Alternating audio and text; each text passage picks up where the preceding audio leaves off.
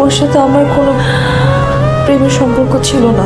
এটা গল্প নয়, কোনো বলছি মনের কথা, হাটুকু তো নয়, চাইছি তোমায় পুরোটা। এটা ওরা দুজনই আমাকে ডিস্টার্ব করতো। বলছি মনের কথা, ওদের এই ঝগড়ার ব্যাপারে আমি কিছু জানতাম না। চাইছি তোমায় পুরোটা।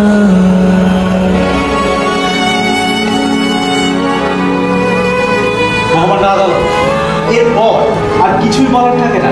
একদম পানির মতো সব পরিষ্কার যে মিস্টার আয়াজ একদম পরিকল্পনা করে এই দুটি হত্যাকাণ্ড ঘটিয়েছে।